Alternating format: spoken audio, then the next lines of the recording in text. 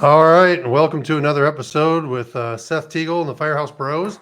We've got Savannah Arroyo on with us today, and she is known as the Networth nurse. And I met her probably a year and a half ago, maybe through social media. Again, I caught some of her content and caught some of her stories, so we connected. Me being a firefighter paramedic, and her being a nurse, and I really love what she was doing with her branding and trying to educate nurses and other medical staff that there is an alternative way just to stick putting your head down and working harder and sticking your money in a 401k. So welcome, thank you for jumping on this call with me. Yeah, no, thank you for having me. I'm excited to be here. You didn't even have this podcast when we were initially talking, so it's super cool to now be on your show. Yeah, I definitely I'm reaching new levels and trying new things, and stretching myself, because it's one way to just get it out there for everybody. So I think that what we're both of us are doing are super important for the people that we worked with in the past and that we know, and trying to get the word out there. So I know your story. Maybe you can start there in the beginning, like how you what made you want to become a nurse, and Mhm. then when you discovered real estate, and kind of how you transitioned out of nursing. Yeah, definitely. So I've always wanted to be a nurse. I mean, from a young age, even at like high school, I was going through things to prepare me for nursing school. So graduated with that. 2013, worked in a bunch of different specialties at a bunch of different hospitals, and really was drawn towards leadership type positions, process improvement, management, and operations. So I went back to school and I got my master's in nursing leadership and admin, and then relocated down to Los Angeles, California. And at the beginning of 2020, I had just had my second daughter, and my husband and I really came together and we were looking at our finances and kind of our goals of how involved we want to be in our kids' lives growing up, and what we want kind of our future to look like financially, and what we needed to be doing with our money now to make that dream a reality. And so we got really specific, looking into our investments, looking for different ways, and educating ourselves on how to grow additional wealth, and stumbled upon real estate for obvious reasons. It's one of the best ways out there to start snowballing some wealth. And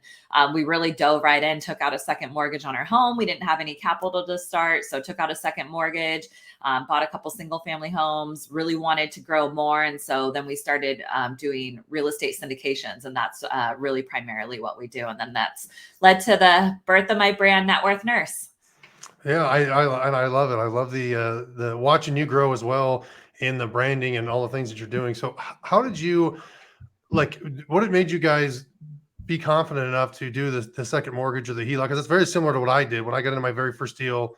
I did not have a lot of money in the bank, but I had equity in our house, and so we accessed that, and that was what we originally used to move forward. So, like, what gave you guys the confidence to know that you could do it? Like, how were you originally educating yourself to know that that was a good move?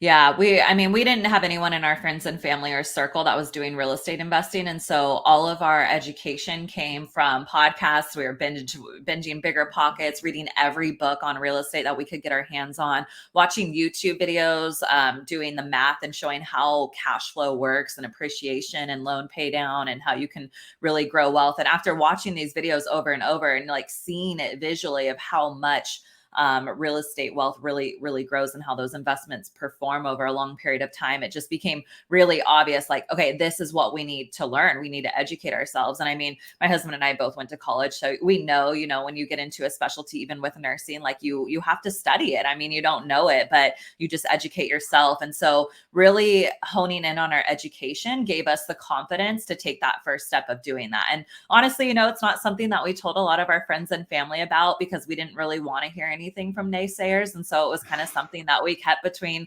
ourselves, of like, okay, we're going to pull out a second mortgage. And honestly, it took talking to a really good lender to realize that that was even an option. I was talking to him, about we had owned our primary home in Los Angeles for like 3 years. And I was talking to him about it and the equity. And he was, telling me what you can do with the equity, that you can buy investment properties with that. And because I had just started learning about real estate, I was like, wait, what? Like, what does this look like? I didn't even know what home equity was. I didn't know you could tap into it and pull it out on a loan. And so really just networking with people, opening up those relationships so that we could learn more about all the different tools and tricks in real estate.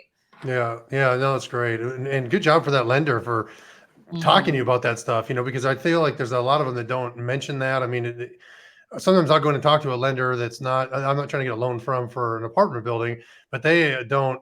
they don't encourage those things. And so I Mhm. think that that's great, that very lucky or blessed, however you want to look at it, that you ran into that person. They were kind of able to give you access to that or open your mind up to that as an option. Yeah. So what point did you go from like, this was kind of be kind of like a side hustle, uh, just something that you were doing to, increase maybe some private, some passive cash flow, increase, take some weight off of the expenses that you guys had as a family? And like, when did it kind of convert to like, this could actually be a business, or we could kind of grow this thing bigger? And then what was the leap like to go into the syndications? Yeah, I think initially when you start learning about real estate and you really look at how big you can really take it and how much wealth you can really make from it, and it's mostly from hearing stories from successful real estate investors of like, wow, they started off with nothing and made it here there, and that's why I'm so adamant about guesting on podcasts and sharing my story, because literally it is hearing people's stories that gave me the motivation and the encouragement to start myself. It was me listening to it and being like, all right, if they can do it, I could do it. A mom or a nurse or, whatever, wherever you're at in any walk of life, I feel like there's a way for you to jump into real estate investing. And so for me, it was just kind of knowing that we could do that. And when you start looking at the money, you're like, wow, if you put in this much effort to this, it can get you this far. With a W-2 job, you're trading time for money always, forever, on an hourly salary pay commission basis, you're trading your time for the money. And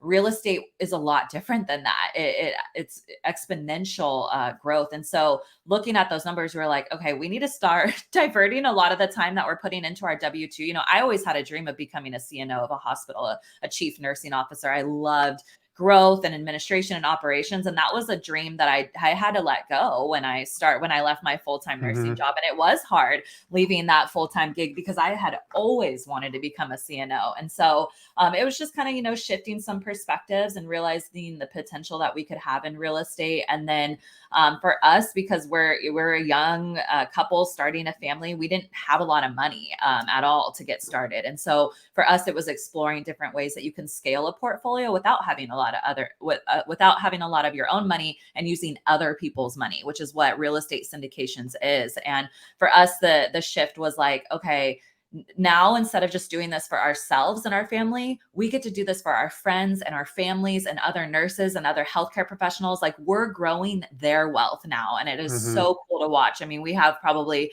almost 10 family members in our deals now. And they didn't jump in the first couple deals, right? I mean, they kind of wanted to wait until we had a couple under our belt, some of them.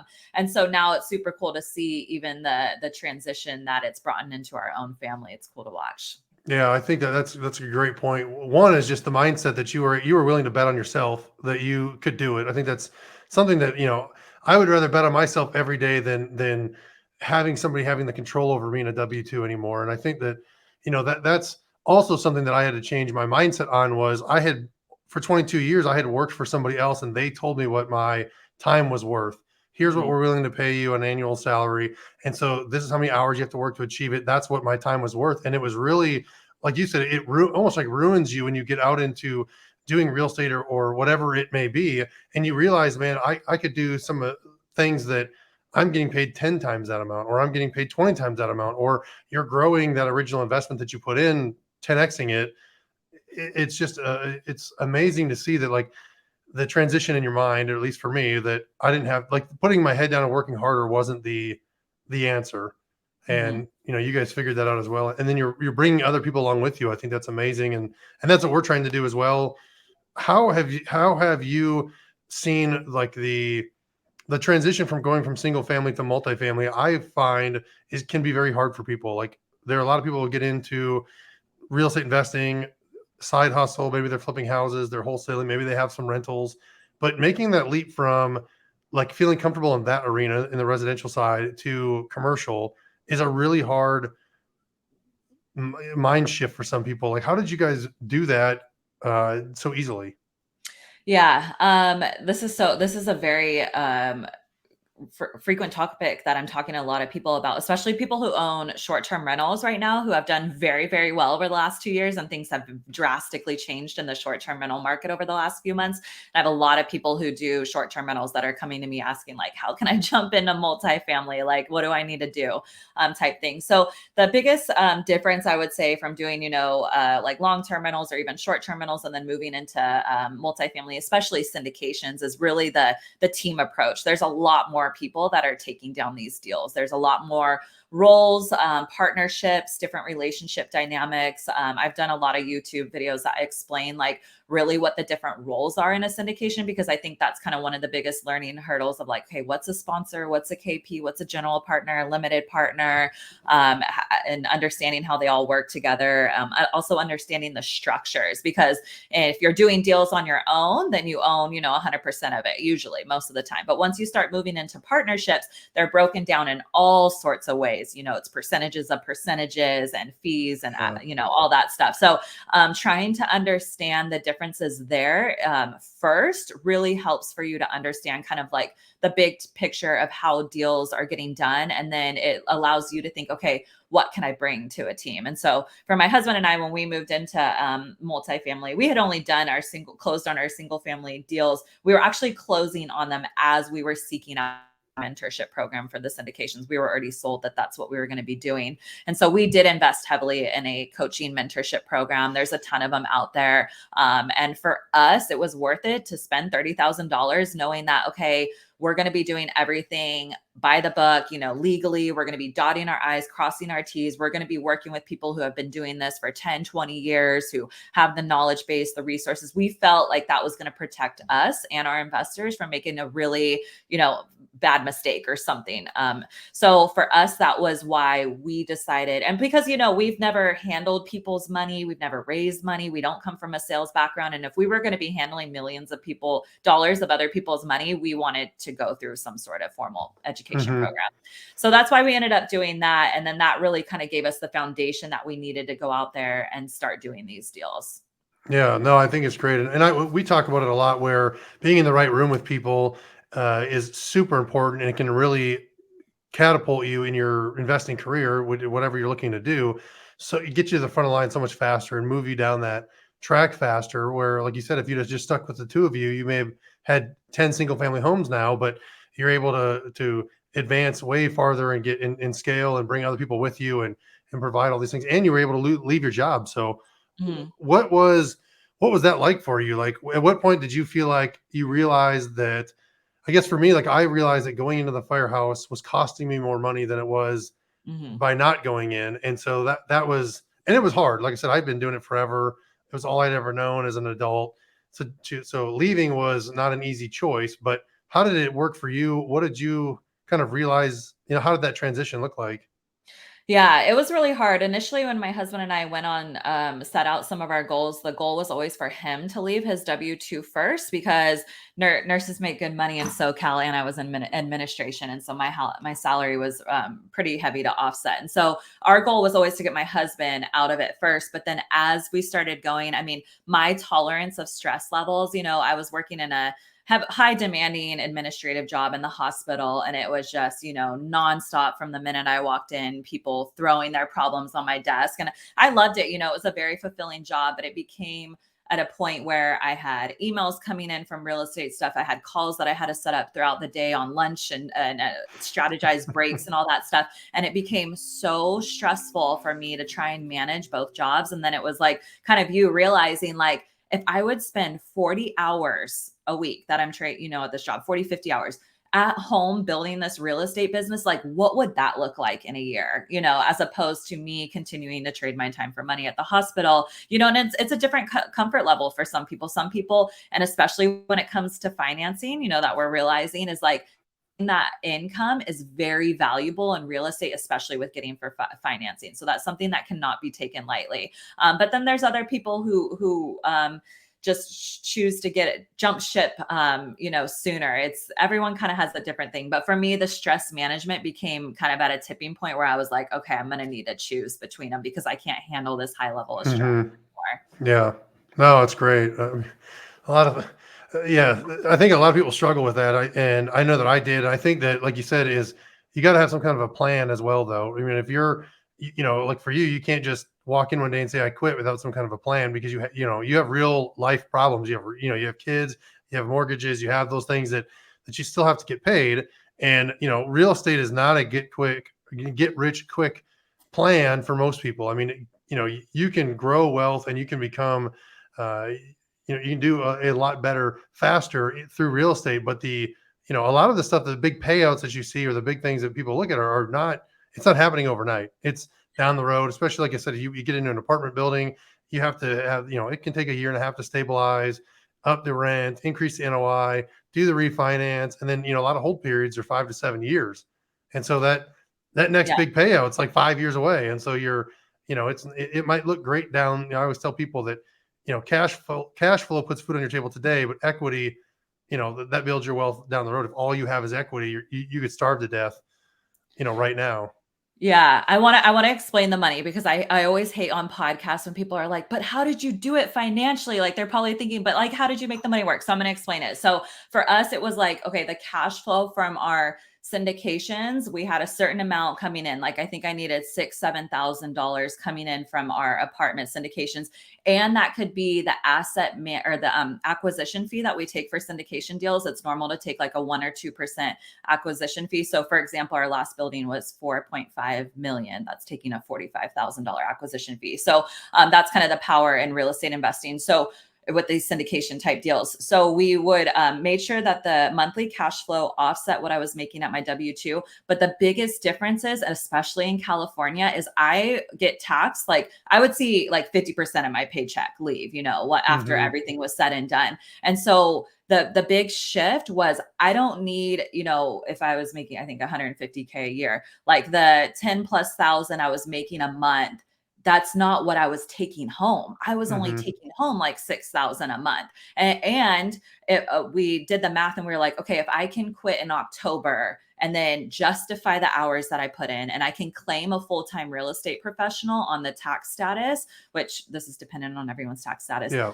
then I could get all that money back that I got from the taxes. And so that's what I did. So I quit in October. I got a $34,000 check back from the IRS, and the cash flow was still, although it wasn't exactly what I was making at my W-2, when you take into consideration your gross and net, it was equivalent.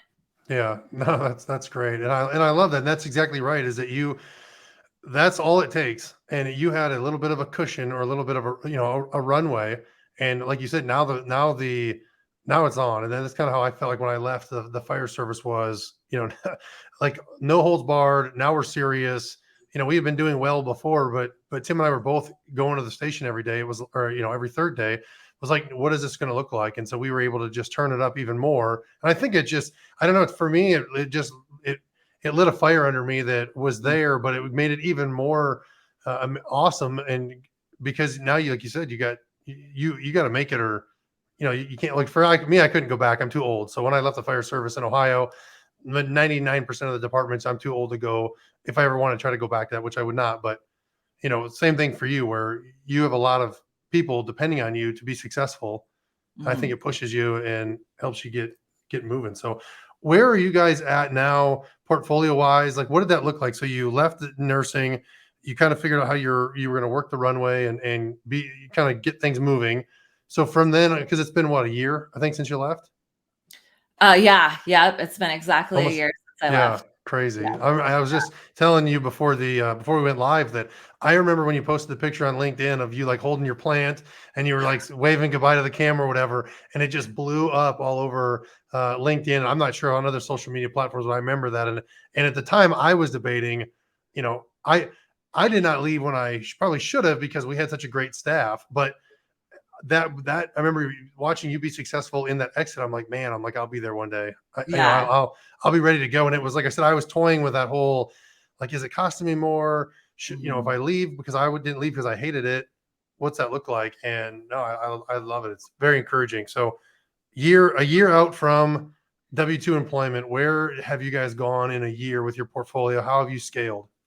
Yeah, it has been so crazy what the last year has looked like. So we had done three syndication deals up until I left, smaller deals, 12, 18, 24. And then when we got our 36 unit under contract, that was right after I left. So we knew as I was leaving, okay, we need to get another deal by the end of the year, but rates were still good. Everything was like good in the real estate world at that point. So we're like, okay, we'll do one more deal by the end of the year. We did that. So we closed on a 36 unit in May of this year, 2022. So we have 90 units for four buildings.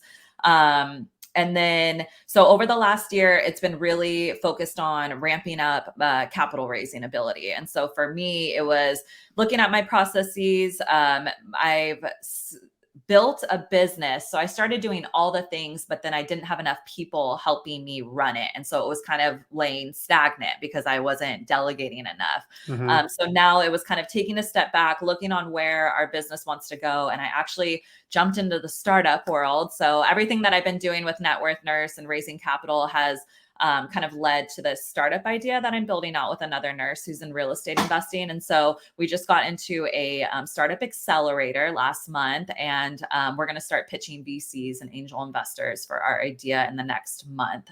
We're going to start that in October. So that's kind of where we're at with that. So, but we do plan to do another deal. I'm looking to capital raise for someone on the storage side of things. So we've done value add multifamily, which has performed very, very well. But I have a lot of repeat investors. And so I want to be able to give my investors another asset class, like just to be able to diversify their portfolio. So I'm going to raise for one of my friends who does storage, raise for one of his deals. So then that way I can move some capital into there and start earning some income off of that. But otherwise we'll probably, just doing one more deal by the end of the year. That's awesome. And so Networth Nurse, like I know it's a brand, like what is it? I mean, if you people go to your website, let me put it on here for people if they've never heard of it. But like what .co. .co, that's right. I'll Yeah. fix it. Sorry. Hey, we're live. So You that's knew what that happens. too. I know we talked You about told that. me that. I know. Hey, well, that's what happens when you're working with Right away. firemen. There you go. Perfect. But what? So like Networth Nurse, like explain that to me. So if a nurse, like I've got my sister, I've got a sister that's a nurse. I've got a sister who's a nurse practitioner. Like let's say that they're like, hey, that sounds like they can relate to you and what you're doing. How does a nurse find you? What can they expect? Like what does that look like? And not just nurses, but I mean anybody that's in the medical field that you talk with and you reach out to. Like walk me through what that looks like. Yeah. So awareness, like you and I talked about earlier in the call, of like just getting this information out to as many healthcare professionals as possible has always been my biggest goal with Networth Nurse, just because real estate investing has drastically changed my life and has allowed me to be a better caregiver when I go in. I still work once a week at the hospital. I was there yesterday and I just love it. You know, I'm not in an administrative role. I just come in and take care of my patients. And Hey, you're muted. oh, did that There you go. Yep. So I am still working in the hospital once a week. So really all this real estate investment has allowed me to be a better caregiver. So getting this information out to as many healthcare professionals as we can. We also realized through what we were doing with the syndications and raising capital that there was a lot of healthcare professionals that want to passively invest in real estate, which is obviously, you know, what we do, what we're great at. But then I had a lot of people who want to actually go out and do their own deals. And so we created a real estate investing course that's kind of just like basics, understanding, people just wanting to learn about it for nurses. And then we also did a personal finance course because we realized that nurses were wanting to come and start learning about real estate investing and other healthcare professionals, but they didn't even have like basics on, you know, budget, how to get out of debt, what credit cards look like, all that stuff. So we created a personal finance course, and we have tons of resources and downloads on our website, like home trackers, different budgeting tools, all these different downloads. So we have a lot of free resources there and blogs. A lot of our content is geared at educating healthcare professionals and just giving them kind of a basic understanding of investing and what it can do to change the trajectory of their lives, really. Yeah, no, I love it because that's the thing is that, you know, especially the last few years of COVID, I mean, it's, you know, nurses, you know, at least we worked a lot with nurses, you know, the practitioners, ER doctors, you know, like for me, firemen, the medics, everybody that's like on the front lines works so hard to just, you know, serve everybody every day. And then it's like you go home and like you just you don't know what you don't know, I think. And you work so hard to, for me, I always saw guys would work 25 years, they'd get done, they'd retire, and the retirement didn't necessarily look like what they thought it would. And they ended up Mhm. having to leave and go find another job. And then they're working, one of the guys that recently retired, he's working at Amazon as a lead medic at night. I mean, the guy Mhm. he's in his late 50s, did a hard career, long career, like loved it, did great, but gets done and he's no real better off than he was before because that retirement didn't save him. Yeah. And, we talked about that before too, having one stream of income where, if you're a nurse or you're an ER physician or you're a nurse practitioner, whatever it is, and you get injured, you can no longer do that job. Like what other passive streams of incomes or other streams of income do you have coming in? And I think a lot of people never think about that, right? Nobody ever thinks that they're not going to be able to do the job that they love until one day they can't do it. And whether it comes from retirement or injury or, whatever happens. Mhm. Yeah. So I think it's great. So where do you guys see yourselves going? And, you're trying to finish up one more deal in the next year. Like, what Mhm. does the next 12 months, 24 months look like for you guys? Yeah, just continuing to stay involved in the network. We go to conferences a couple times a year, make it a point to kind of just get face to face with other people in the real estate world.